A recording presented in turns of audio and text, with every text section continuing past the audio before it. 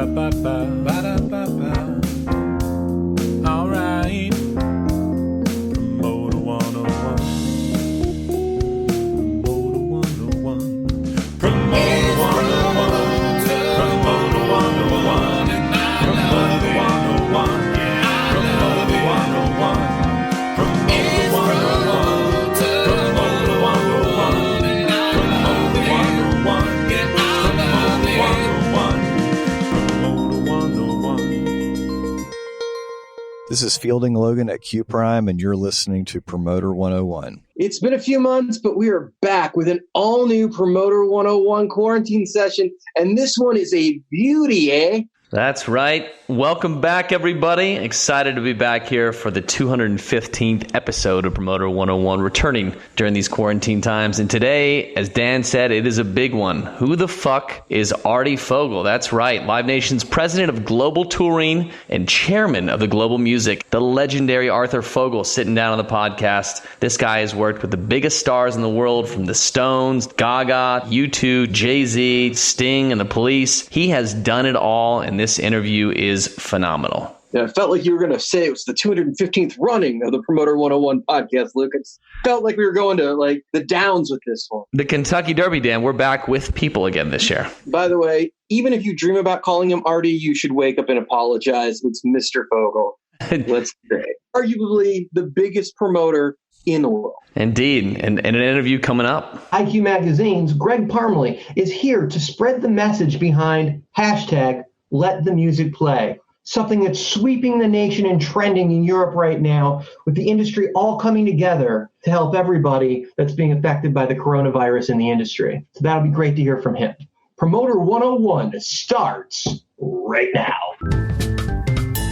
This is Emma Banks. I work at Creative Artists Agency, and this is Promoter 101. However you found us, we're glad you're here. And if you can always keep up with me and Luke, hit us up with your ideas, your topics, your requests, possible ideas for new jobs. We're always looking for new career ideas for possibly the next couple months up to a year or so. So, hey, email us at steiny@promoter101.net. You'll find us both right there. Of course, we haven't taken quarantine time from anything on social media. You can hit us up on Twitter. Dan is at The Jew. I'm at W. Luke Pierce. This show is Promoter 101. Follow us, find us on Instagram, join the conversation, get in the game.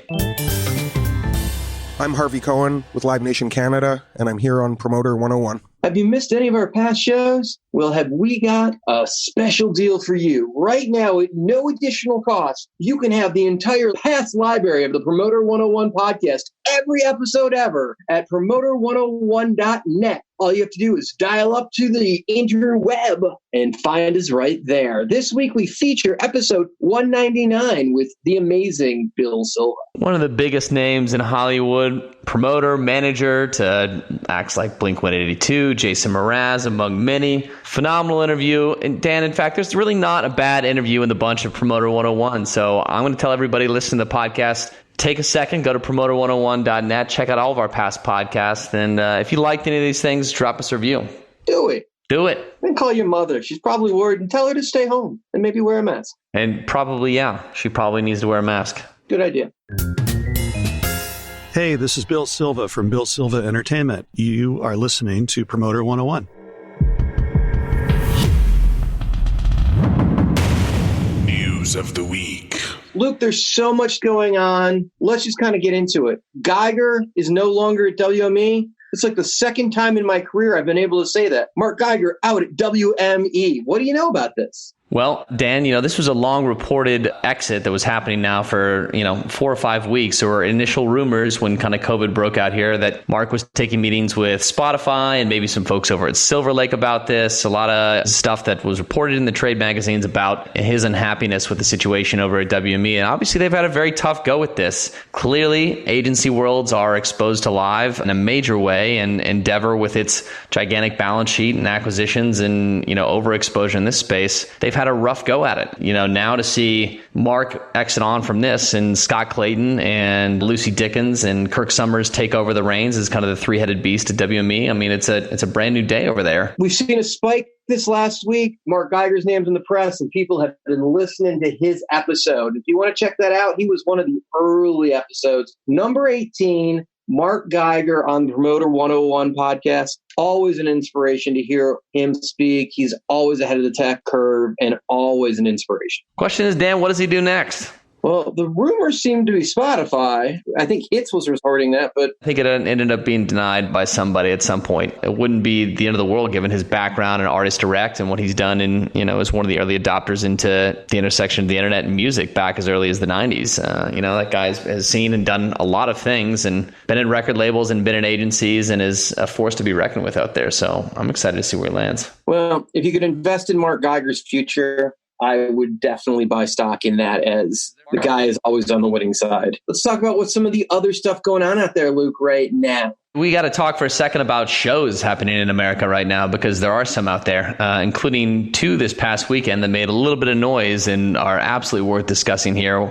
The first of which being the story that I think most people know about, Chase Rice, Brushwood State Penitentiary, which is a music venue. It is an old prison, but they've redone it up into a pretty cool space about an hour north of Knoxville, 2 hours from Nashville. Chase Rice posting on Instagram with the caption, "We back," a bunch of unmasked, singing, sweaty, close together faces in a crowd out in Knoxville. And then quietly out in Filer, Idaho, Chris Jansen played through on the Highway 30 festival out there. There's similar conditions, of which now it's drawing the national ire of a lot of people, both for not observing social distancing and certainly for a lot of people not wearing masks out there, Dan. And I know this made a lot of waves and with a lot of people's lives this week. And certainly from the artist community side of things, it was interesting to see a lot of artists call out Chase and call out Chris for even hosting shows at this point. It just seemed way too soon to be out there doing what they were doing this weekend under any sensible condition. And I'm surprised that these shows played out.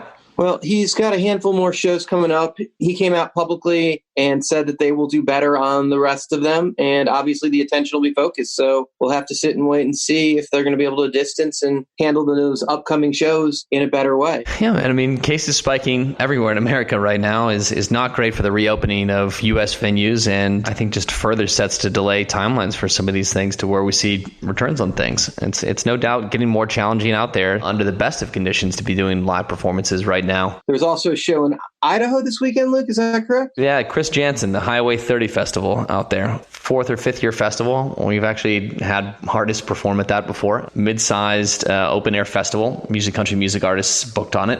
Well produced, but again, in a situation where it seems like fans were not socially distanced. I think we need to be as safe as possible, but it sounds like from what we've learned, being outside is really helpful. Wearing the mask is really helpful. Distancing is really helpful. Let's do these things. What could it hurt? Piece of cloth on your face, Dan. I don't know. I got a face for radio, so it works for me. I think we should all wear the masks.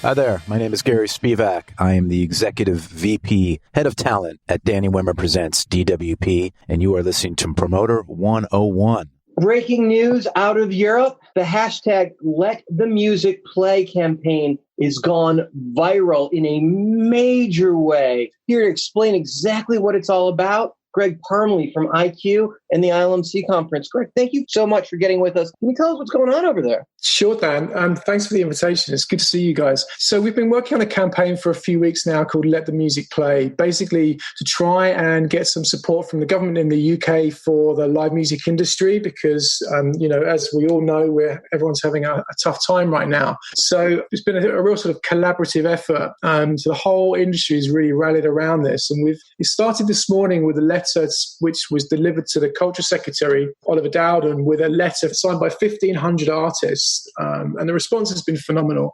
People like Ed Sheeran, the Rolling Stones, Dua Lipa, Celine Dion, Paul McCartney, Skepta, Coldplay, Eric Clapton, Annie Lennox. I mean, literally, it's like a who's who of contemporary music. It's been phenomenal. So that started the day. And then there's been a day of sort of social media campaigning, lots of political activity. And basically what we've been doing is all of the artists and all the professionals have been asking fans to share a photo or a video of their last show, use the hashtag Let the Music Play, and really just make a really big noise about how great live music is and how important it is. Well, the names you mentioned are amazing. I woke up this morning and my feed was literally covered with Let the Music Play, which tells me a couple things. I've got a lot more friends across the world than I originally realized, which I can thank to your conference. And you guys really, really came together with this thing, and it's really getting a lot of attention very quickly. We were very happy to be trending worldwide, number one on Twitter for most of the afternoon, actually. It's been trending kind of at number one in the UK since about like 7 o'clock this morning. But yeah, I mean, look, it's a hugely collaborative thing, right? So it's probably worth kind of name-checking a few people that have been involved in it. So Stuart Galbraith at Kilimanjaro Live has been really like a real sort of tour de force on this. Phil Bowdry and Joe Gippel at Live Nation. So there's sort of like a core group of us that have been really putting this together. But then, to be honest, the response has been phenomenal from, so many agents and managers like Alex Hardy, Tom Schroeder, and others at Paradigm, like ringing around everyone to get all the agencies on board. Emma Banks has spent the whole day doing interviews. Steve Strange, Russell Warby, John Giddings, Matt Bates. I mean, I'm going to forget to mention loads of people that I probably should do. But in terms of sort of getting that artist support, I mean, it's just been so phenomenal. Like the whole business has come together. But then beyond that, this morning we sent, I think, about 5 million emails courtesy of like Ticketmaster, AXS, like all the ticketing companies, all the associations have got behind it. The venues, we were like projecting the hashtag Let the Music Play on the side of the O2 last night and the SSE Hydro and about 10 other venues in the UK. And then over the day, loads of other venues have just put the hashtag up on their socials. So it's like the whole business has really got behind it. And it's great. I mean, it really shows what you can do when everyone's got a single focus and they come together. I mean, it's been really powerful. So it seems like there's a homepage blackout thing that's happening too with a lot of these people. Can you tell me about that? Not specifically. I mean, I think the key thing was really kind of keeping it all on social media and really sort of, just talking about how great live music is. There's a few kind of sort of specific touch points that point people back to the sort of the main campaign and what the key asks are from the UK live industry to the government. So we've got kind of 3 things that we're asking for. Like one is a clear timeline to reopen venues without social distancing. The second is that we were asking for a business and employment support package. And the third thing is that we want a tax break on tickets. If we can get those 3 things, then the sector can pull itself out of the whole COVID-19 nightmare and we can just get on with it and go back to work. Okay, so everybody's working together. You got SJM, you got AEG, you got Live Nation, you got Kilimanjaro, you got all the agents, you got the managers, you got the acts. This is unprecedented. Everybody rowing in the same direction at the same time. It's been amazing. I can't remember anything like this where so many artists have come together for one cause, like in such a short space of time as well. And the great thing is, I mean, today, like so many artists posting on social media about how important the crew is, right? Or how important the venue staff are or the spaces that they play. And it's that love for the live industry and what, kind of what we're about and how it is, I think has just been phenomenal. There's been a lot of like a lot of emotion out there today, from a lot of people who have, just I think they've been waiting for this moment to happen. And I think it's finally, as an industry in the UK today, we really made a big noise and raised a big flag. And I just hope that it actually makes a difference next week when we're going back in to talk to officials in government and carrying conversations on. The worst part of the whole thing that you guys finally get together on something and everybody's on the same team is I'd love to see this as an actual meeting where everybody was in the same room and see who was dressed the snappiest. Because is it going to be Simon? Or is it going to be, Stewart? Or is it going to be Ollie Rosenblatt? I mean, you just can't tell on Zoom, right? You can't tell what anyone's wearing below their waistline. So it's just kind of a cheat all the time, right? You just never know. Okay, so everybody just needs to get online and check out the hashtag, Let the Music Play. Get behind it. Let's get the word out.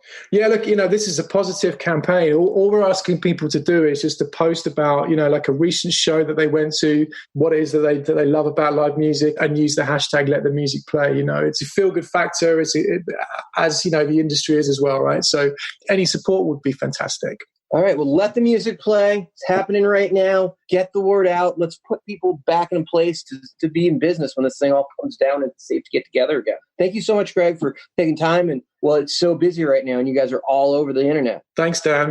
It was a pleasure. So great to have Greg Parmley here. He's an old friend of the podcast. Great things they're doing in the UK. Hopefully, we get this all figured out. The science comes together, the cure comes together, the vaccine comes together, and we're all back at shows sweating all over each other as soon as possible. Great work that they're doing over in the UK. Thank you, Greg Parmley, for being here on Promoter 101. Hi there, this is Jody Goodman from Live Nation San Francisco, Northern California, and I am on Promoter 101 with Steiny in the house. Tweets of the week. Dan, it's the name of the show, so we got to talk about it. Let's hit it. Steiny's tweets of the week. Dan, it's been a couple of weeks on some of these, so are you picking from the best at this point, your favorites? What are we looking at here? Why don't we start with this one? Ever see an email with the word urgent in the subject line that was actually in any way important? Never. No, never. No, never. This one, I don't know who this is directed at, Dan. When artist management agrees with you. No fight today. Advance to Boardwalk. Collect $200. Boardwalk, you'd pay $200, actually. No, if you advance past yeah. All right, fuck you. You need to advance to like St. Charles or like one of those. Advance to go. Collect $200. All right, thank you, asshole. Speaking of when management agrees with you. Let me ask you this, Dan. Have you read strategy books on how to win Monopoly? I bet you have. Yes, I have. No one would ever play with me. I was no kid. So. We'll deal with that when you become president. How about this one? When an agent calls with new avails for this summer. I love the optimism, but no, sorry, not playing. That'll do it for tweets of the week. Make sure you go find Dan. Go annoy him. He's on Twitter. He's at the Jew. I am. I'm like a Jew. And you're at W. Luke Pierce. That's right, Dan. This is Brian Traeger from Live Nation, and this is Promoter 101. All right, time for the main event, and we are very excited about this. This is one of those interviews, Dan, that I think that merits its own return to Promoter 101 just to make it happen. So, Dan, you've got a feature sit-down with Live Nation's president of global touring and chairman of global music, the legendary Arthur Fogel. This is one of the most special episodes we could have possibly brought together, and totally worth coming back together for this one. So when you talk about the biggest bands in the world, when they want to do a global tour, the first person on everyone's list is Arthur Fogel.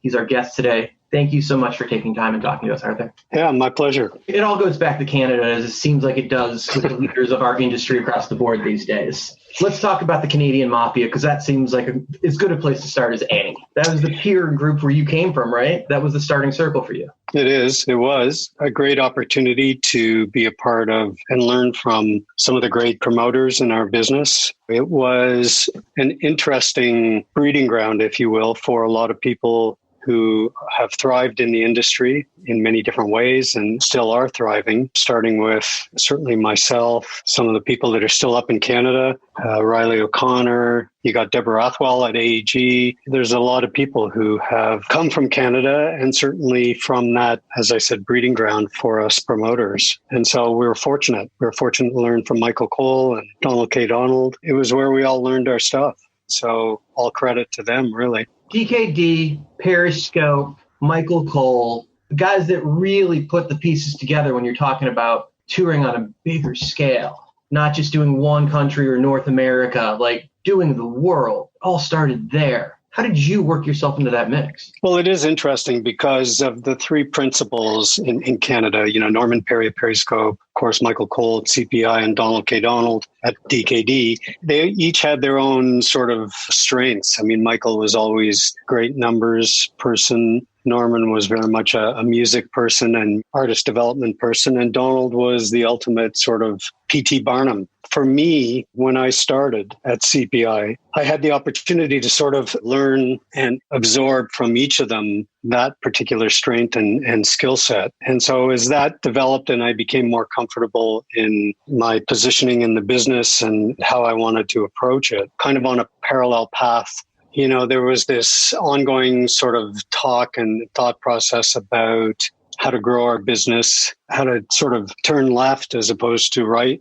Right being where the business was at, very much a local promoter-based business. And I think for us, coming from Canada, which is a relatively small country, the obvious was if we wanted to really grow our business, we were going to have to move outside of Canada. And that kind of linked up with really a desire to be in a position to create a platform that could attract artists to a one-stop shopping concept. One promoter worldwide with various rights as a part of that formula. And to be fair, you guys weren't the first to necessarily try to buy the whole tour. You had guys like Bill Graham and Harvey Goldsmith that were doing it. You guys had a different approach. Well, we did have a different approach. I mean, I think, in the case of each of those, it was more an artist-promoter relationship than it was a tour promoter / producer / financier. So at the end of the day, it was a different model. And certainly for us, the global aspect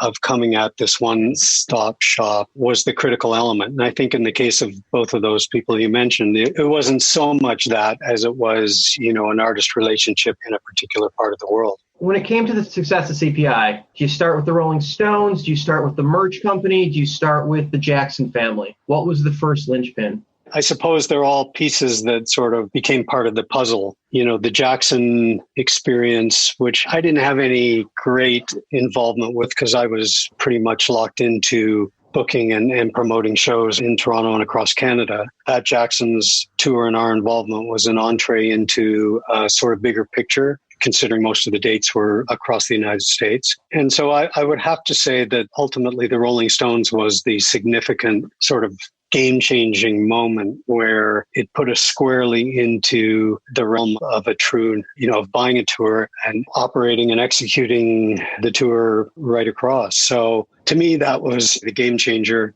and really kind of opened the door to the future. The Stones seemed to be the moment where things swayed, because that tour, I think anyone at that moment would have thought Graham would have been heavily involved with that. There was obviously some legendary meetings, promoter meetings that were rumored about the head-to-head conversations and your involvement with that and the standoff there. But the promoters ultimately in each market lining up with you guys and accepting you guys as the new kingmaker for the Stones tour. These things, I suppose, become personal. And in fact, the basis of trying to roll out a new business model is absolutely that, business. But we all know that people in our industry, form relationships and positioning with artists, and it becomes a very personal thing. And the business, that particular moment in time certainly changed the business in a significant way. And I think it was somewhere between shocking and upsetting, clearly, for Bill. Now, in today's day and age, for you to put on a global tour through Live Nation, you have offices basically in every part of the globe that can handle that, and you can distribute talent fairly easy.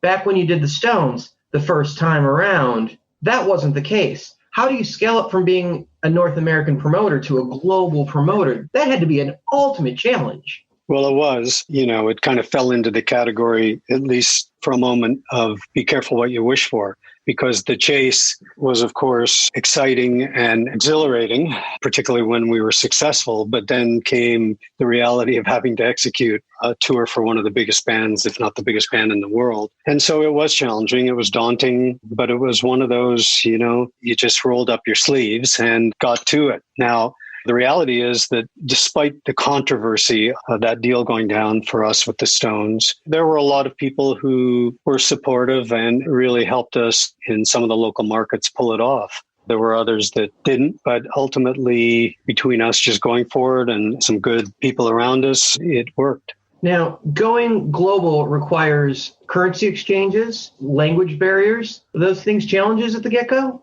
It was definitely challenging. Certainly when you fast forward to today, there's a pretty broad Live Nation global footprint, which makes things a hell of a lot easier. But ultimately, there were any number of challenges that we encountered in terms of executing this thing. And it was somewhat trial by error, but ultimately, you just had to go through methodically and make sure that everything was as it should be. And to be honest, at the end of the day, it was kind of shocking that it came together the way it did. That was probably as much a testament to the band themselves because of who they were and helping to open a lot of doors along the way. And Michael Belkin told me that his father felt very much like if the Stones were going to play Cleveland, they had to be involved. I imagine there was counting on a lot of that for the local promoters to go along with the deal that the biggest band in the world playing their market as the majors, they had to be involved. What if the Barry Fays and the Larry Maggots didn't go along? Was there a plan B? Well, there was a plan B. I mean, there had to be. We weren't simply going to not play a market. And there were a few markets where there was more than one option. New York would be an example of that. There was Delstner Slater and there was Metropolitan, and couldn't see eye to eye with John and the Metropolitan folks. And so ultimately we made an arrangement with Ronnie and Mitch. There's a few examples like that. But ultimately, listen, I get that some people just weren't into it. They weren't into us coming into the market, but it happened. No, it was a different day when a major owned their market. The idea of coming into a Denver without a Barry Fay or Chicago without a Jam was really unheard of for a major act for the most part. It's not like now where there are options and some indies, but it was a much different world. A major act going into a market without a local would have been considered very risky. Yeah, it was a very different landscape. I mean, it was kind of like how the mob operated. There was a supply chain and there were sort of ordained local bosses. That's how the business operated. And if you dared to challenge that, there were some people who wouldn't be particularly happy. Now, I don't want to get too dramatic here, but, the truth is that it definitely crossed a line for some people that they didn't like.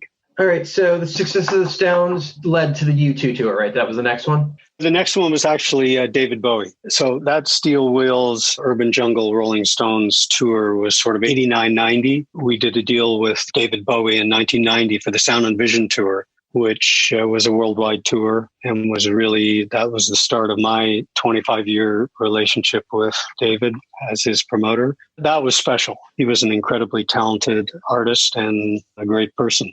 And so, 1990 was David Bowie. Then there was another Rolling Stones tour in the mid-90s. And then the first U2 tour was in 97, which was Pop Mart. Pop Mart was right after they did Zoo TV, right? They had gone and done this big, massive stadium, gargantuan production where they ran around the globe. They risked a ton of money to build that show, but financially it probably didn't fare out for them the way that they were probably hoping, I would imagine. Well, I think what you see is Paul McGuinness was an incredibly astute manager. I've learned a lot from Paul. He's been a great supporter of mine. He was a brilliant manager. He was a student of the business, an observer of the business, and he saw what was happening, and he certainly saw what was happening with the Rolling Stones, and he felt that it was something that he and the band members should explore. So he did. And there was actually a bidding process conducted with various sort of entities, banding together to put in proposals for the tour, but ultimately we were successful. So U2, the Rolling Stones, David Bowie, local offices all over the country, routing tours worldwide, amazing finance involved with playing at that kind of scale. You're basically the bank for the biggest global tours in the world simultaneously. It's a challenge that the industry had never seen. You guys are now opening up markets that acts had never played before. Trying to build a stadium show in a market that had never had one at that scale, like bringing in real production. The challenges of just cargo alone, shipping and getting through customs had to be a nightmare. Well, it was. It was incredibly challenging. I mean, when I think back, the first time I went to South America with Bowie actually in 90, and you fast forward to today, I mean, it's a very different reality. I mean, back then there were like 20 to 25 countries that were part of a typical tour, and now there's 70 plus. I mean, the world has opened up incredibly. And one of the things that I'm proud of being a part of, particularly at Live Nation over the last 15 years, is building that local footprint together with the overall responsibility of taking a particular artist around the world and sort of helping to create that path via the Live Nation local footprint, which has made things obviously so much easier because you now have that global footprint. And so apart from not having to run around and find money to bankroll tours, because, Live Nation has obviously the financing needed to do that, it's the executional side that has really been a game changer. And I think it was, frankly, if you ask Michael, and, we used to talk about it at the very beginning, creating that global footprint, truly globalizing our ability to do shows was one of the top few priorities for what Live Nation should be. Talk about that for a second. You guys both come from Canada. I assume before you guys both became global, that there was a Canadian friendship that happened earlier on? Yes, I mean, we go well back. I first met Michael when he was working for Labatt Breweries, and I was at CPI, and our worlds crossed because Labatt's was involved with sponsorship and promotional stuff for CPI shows and tours. 15 years in, you look at what Live Nation has become, and it's kind of mind-blowing, really. But it's a great testament to Michael as a leader and a CEO and who he is as a person, but also his vision of what the company could be. I think it's pretty remarkable. You wound up in the States at some point, right? Now you're in Beverly Hills? Yeah, I moved to LA. Let's see.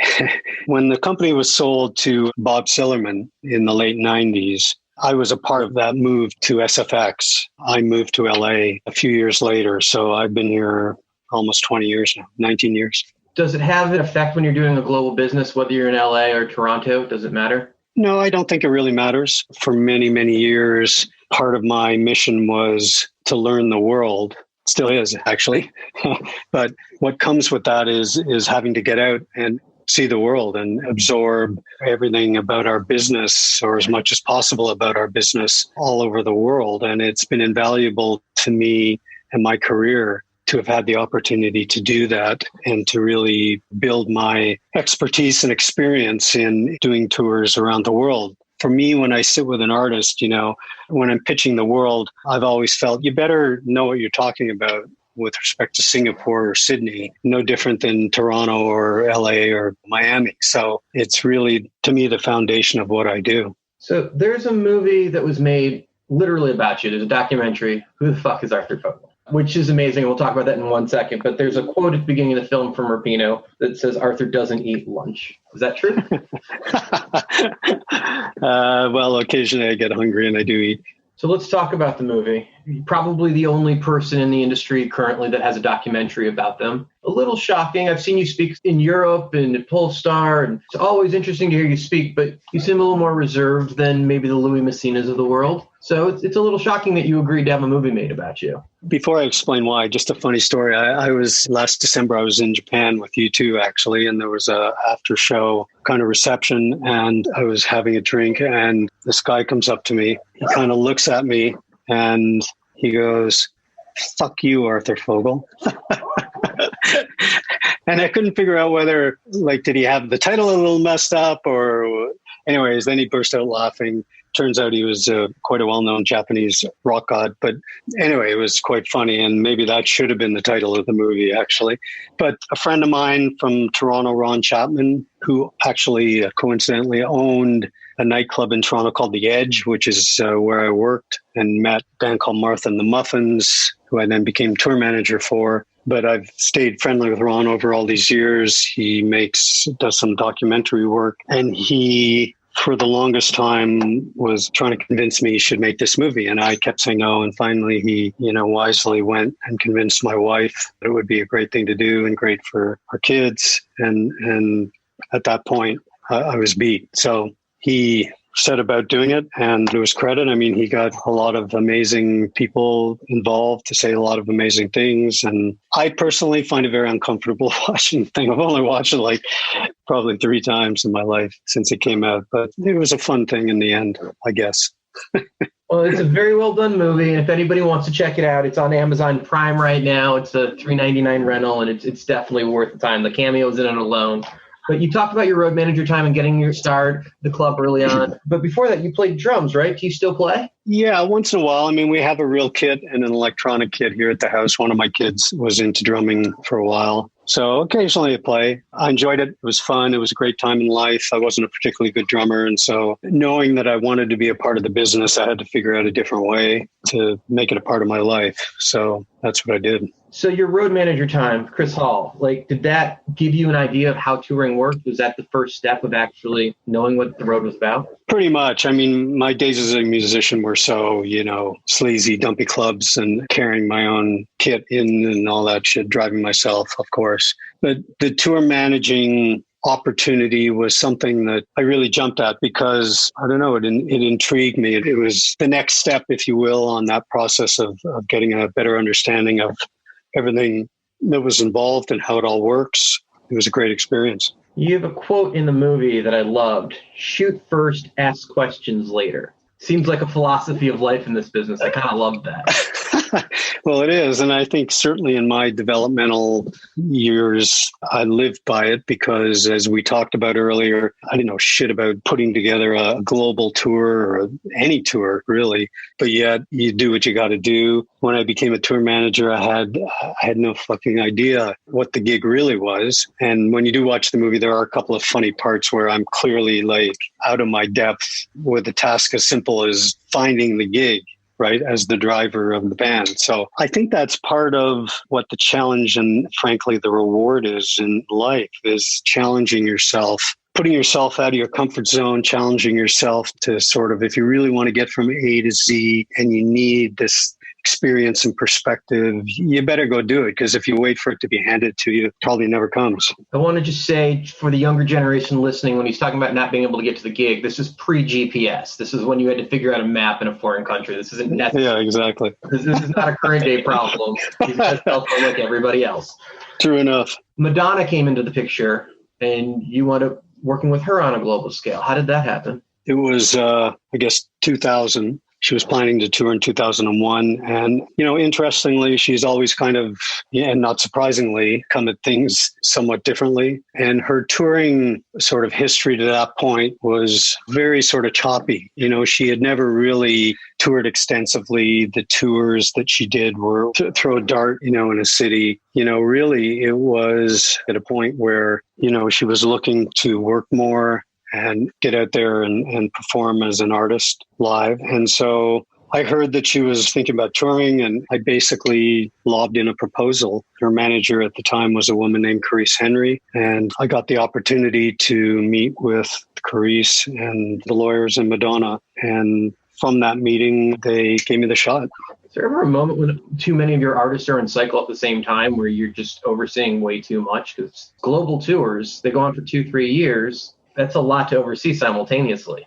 I mean, there have been some periods where, it's a bit overwhelming and things overlap, but, somehow it's always worked out, and it might be a few more layers of stress at a particular time. But the reality is I have an amazing team that works with me, who have been with me for, a long time, and I rely on them, and somehow it's all worked. Probably the most notable by name, I would think, of your team is Jerry Barrett, who's probably one of the biggest personalities in the industry. In 2 different markets, right? He's based in Chicago, you're based in LA. In the cyber world, I imagine that's not that challenging as it probably was back in earlier generations. But does that create a challenge being in different places? No, not really. I mean, occasionally we meet up. He'll come to LA or whatever, and we get the opportunity to spend some time. But it works well. The truth is, Jerry's a master of what he does, and it's been invaluable to me. And he's definitely earned the reputation as a larger-than-life figure. He's a very skilled guy and been great to work with all these years. Yeah, he's absolutely a mind at work. There's no question. If you ask any drummer in the world what the coolest band in the world is, everyone's going to point to Rush. They were also a client, and being a Canadian, that had to hit even closer to home for you. How did that come together? I've known Ray Daniels for many, many years. And of course, being based in Toronto, as they were through the CPI days, we did any number of Rush shows, in Toronto and across Canada. That kind of evolved to doing some broader touring with them in North America. They're probably the greatest Canadian band ever. They're incredible musicians, incredible fan base, devoted fan base, and good people. It's tragic that Neil's gone. That band and Ray are part of my history, that's for sure.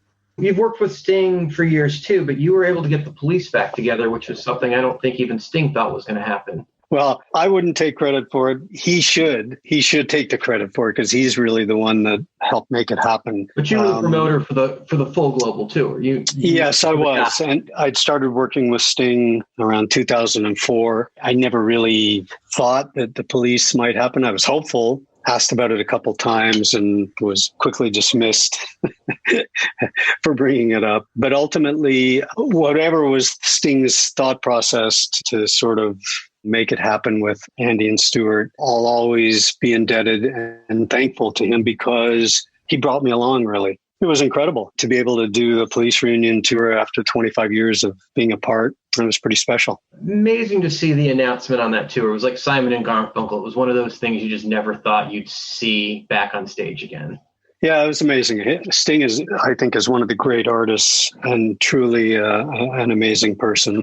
Stuart and Andy are great guys as well. And it was a special time because, for a lot of people, they hadn't either seen the band for 25 years or they had never had the opportunity. And so it was special. And I think in many ways, it brought some closure to that chapter of our music history. So one of my favorite parts about the movie is Gaga talking about spending every dollar she had to build a stage show in hopes of attracting your attention. But she was betting it all on just trying to get you to pay attention. It's a great part of the movie. Is that been a thing where artists have been gunning for your attention since the roster you carry? Have you seen a lot of that? No, no, I haven't. And it's very flattering. I'm assuming you're aware of the quote, right? Yeah, I am aware. Listen, she is absolutely an incredible woman, incredibly talented, and really a great person. I wasn't that familiar with her, and I was at a benefit show at Carnegie Hall, and she performed solo piano. As I said, I wasn't that familiar with her, nor I think were many people there. She came out and she blew everybody away. She did a couple of songs, blew everybody away. And then it wasn't too long after that when, sort of got the call about them wanting to talk about helping right the ship, so to speak, financially. And I'll be honest, it was like something falling from the heavens, because the opportunity to get involved, that was one of the easiest decisions I've ever made. Fast forward to today, incredible talent, success, and broad talent. That's the thing that's, I think, most impressive about her is the breadth and the depth of the talent, as we've all seen over the last 10 years. I want to skip past the Supremes and Phil Collins. You work with so many amazing artists. It's kind of hard to do that. But on top of all of the amazing classic rock and heritage acts that are selling out stadiums across the world, you've also done the Beyonce Jay-Z tour and Justin Timberlake. So there really isn't a level of artist or genre that you haven't experimented with and had great success. I think that's true. That's a good observation. I think, I actually had this conversation with somebody not too long ago, and it was about, sort of how narrow is the lane, right? Are you a rock promoter? Are you a country promoter? Are you a hip hop promoter? Like, the truth is, for me, it's always been about performing live as an art form, and the great performers cut across all genres. And if you've invested the time and energy to really developing your craft and staying on top of the business, then it's wide open. It's a broad spectrum. And to sort of pigeonhole yourself is, I don't think, smart. And it's not where my interest lies. My interest lies musically across all of those, categories and artists. So it always seemed kind of natural to me. So one of the biggest tours of all time, you two doing 360 with the cloth stage, figuring out how to get the capacity up in all the stadiums by playing in the round, show selling, and then Bono has to have back surgery in the midst of this thing. Has to be the most stressful phone call in the history of the business. How do you handle that? That was stressful. There's no doubt about it. I don't know. It's another one of those moments of you just got to deal with it, right? There's no time to sort of moan and groan, and just like, hey, reality and life intersecting with what it is we do. And so it's important to just sort of rise above it and get it done. And that's what we had to do. We had to move that whole thing a year, because obviously it was outdoor stadiums. You had to wait till the next summer to sort of re-engineer the whole thing, but we pulled it off. And it was amazing, because when I look back on it, I think the refund rate from one year to the next was something like 6 or 7%, which was unbelievable, right? Like it was one of those shows and experiences that people wanted to have and had to have. And so the refunds kind of illustrate how significant that was. Over the course of you doing stadium shows, production has changed greatly, from people building painter scaffolding basically to put up the sound systems to these amazingly engineered stages that were built intentionally to do shows and travel with them, to losing the roofs so you could see better, to bringing in video screens. The new current setup for the average band, no roof on top in a lot of cases, amazing screen that covers the stage, big thrust, having to redevelop the seating chart every time you go in on CAD before you put up every single show. Like, every single show has to be done particularly based on that event to make that production fit. The challenge on that seems to be just constantly next level. And you guys are constantly challenging yourself and making life that much harder every single time. Well, yeah, none of us make it easy on ourselves, that's for sure. And I think that, as you say, the sort of evolution of production and scale is incredible. But the truth is, for me, and people cringe when I say this, but I love the big scale production values, the creativity. It's like we're show business, right? If you want to just listen to music, there's better quality ways to listen to music than going to a stadium. But it's about so many other things. It's about the energy, the community, the wow, the sizzle, the excitement. It's like so many other things. And so I've always been a big supporter of you got to blow people away. That's why they come back. That's how you build your reputation and your, legendary status as a live performer. And so I'm there. I've always been supportive of artist vision. Occasionally it gets spit out of hand, no question. But I think that if people are honest with artists, about what's reasonable and practical, then it usually ends up in a really good place. Is there a place that you haven't done a show that you've always wanted to? Well, I would have said India before taking you to there last December. It was an amazing experience on so many levels. It was great. Everything worked. There was a great team involved on our side, on local side. It all ended up great. I'm sure there's some other places that I haven't been. I can't think of any at the moment. Probably some parts of Africa. But ultimately, it's really such a great thing to be able to go into a market where you've never been and never done a show of that scale and pull it off. That's really rewarding. Do you have any advice for some of the industry coming up behind you on career longevity? It seems like, your career alone, like if you stop now, would be epically legendary enough to call it a day, but clearly you're still going. But to have that kind of success? I think that it somewhat touches on what I said earlier. It's like when you get the opportunity to come into the business, you've got to have a really open view to learning how the business works. It's okay to learn a bit of history about how the business did work, but certainly how the business does work, learning all the aspects of booking shows, of selling the tickets, of producing the shows, all that stuff. I think that too often people sort of get into a lane in the business and that's their lane. And that's fine. But if your ambition is to sort of move up there, you got to have a broader perspective and understanding. And it sort of ties in to what we were just talking about, which is, promoting a genre or a niche as opposed to promoting, right, on a broader scale. And these are all things that I think are important to anybody coming into the business or looking to come into the business. It's the foundation of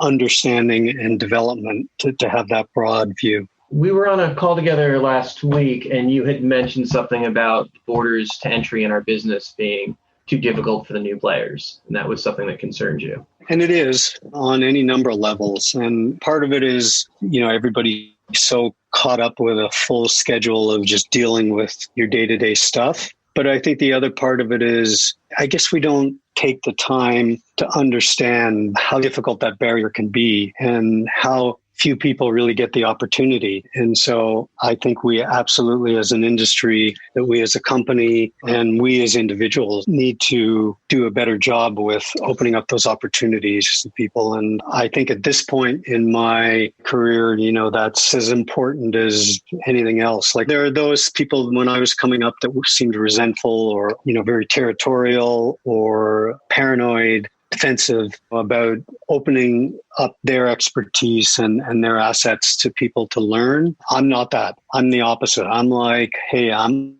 there to support and help and nurture anybody that wants to really go for it, because I think that's our obligation. I want to thank you so much for taking the time. This has been amazing, and I appreciate you putting up with all my questions. Hey, it's my pleasure. Thanks for having me. I hate to be a fanboy, but this was probably the most fun I've had since lockdown. Arthur Fogel, hanging out on Promoter 101. Worth bringing the podcast back just for this one. What'd you think, Luke? No doubt, Dan. The man, a legend in his own right. The names today, from the Stones to U2 to Madonna to the Police. I mean, what a career, what an anthology of amazing global music. This guy was at the center of all of it for a very long time. And still is. Arthur Fogel. Glad we got him on the podcast. Totally thrilled this one happened. Hello there, Andy Summers from APA and Promoter 101. Happy to be here. That'll do it. Thank you so much for tuning in to this, the 215th running of the Promoter 101 podcast. Thanks for tuning in. Thanks to all of our wonderful guests today. Live Nation's president of global touring and chairman of global music, Arthur Fogel. Glad to have him on this podcast. Thank you for being here. Thanks to everyone for tuning in. If you like what you heard today, we want to hear from you. And so hit us on an email, steiny@promoter101.net. Catch us there. That's going to do it for Promoter 101 for the moment, but we'll be back soon with a superstar panel of some of our friends in the industry. I don't want to tease you too much, but we've got a handful of people that have never been on the podcast that you've all been dying for on this next panel, and it's going to be good. Looking forward to it. Between now and then, we're wishing that shows will come back as soon and as safely as possible. And fuck Vanilla Ice. Cheers. Call your mother. I'm Lucy Dickens from ITV and I'm on Promoter 101.